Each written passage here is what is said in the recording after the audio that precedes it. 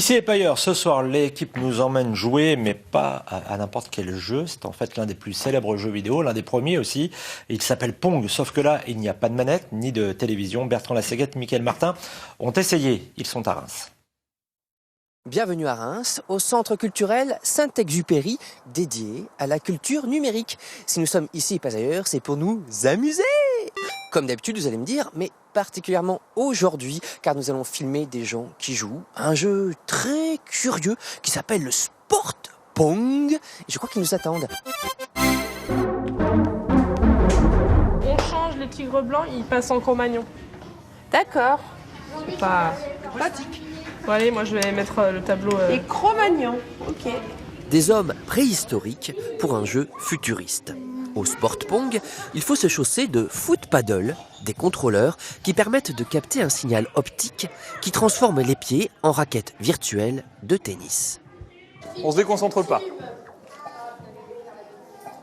Oh là, le piège. Samedi dernier, c'était un tournoi par équipe de 2, un adulte, un enfant.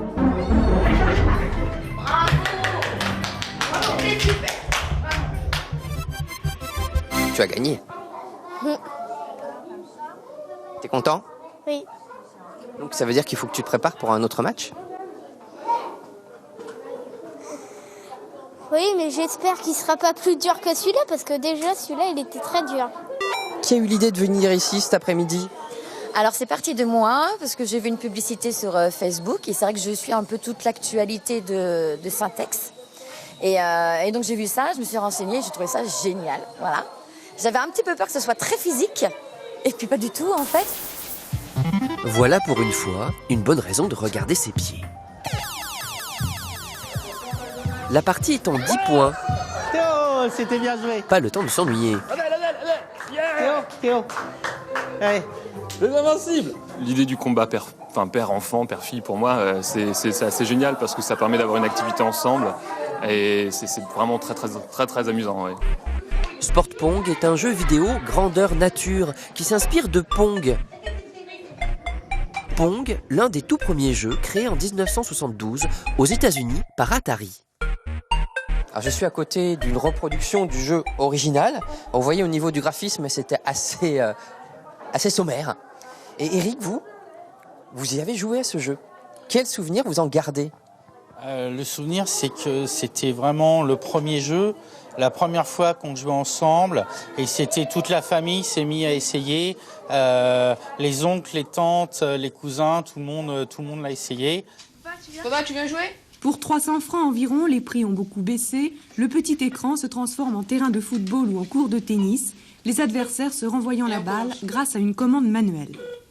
Alors fini le rôle de la télévision à sens unique, de l'émetteur vers le récepteur, sans doute, d'autant que les innovations techniques n'en sont qu'à leur début. Nous avions une petite console connectée à la télé. On pouvait choisir parmi 10 jeux, et l'un d'entre eux, c'était Pong. Avez-vous reconnu l'accent suisse? Paul Jost vient de Saint-Gallen, tout comme son comparse Jürg Weidelich. Ce graphiste et ce développeur sont les créateurs de Sport Pong. Comme pour la Wii de Nintendo, le jeu repose sur un détecteur de mouvement. À ce temps, c'était 2005-2006, c'était pas commun qu'on peut faire ça. Et c'est pourquoi c'était un challenge pour nous de réaliser un jeu si grand et si simple, en fait. On ne voudrait pas faire quelque chose avec le souris et le clavier. C'est vraiment... Ici, c'est le challenge qu'on peut jouer avec le corps. Retour au tournoi, c'est l'heure de la finale qui oppose l'équipe des Invincibles aux Wonder Woman.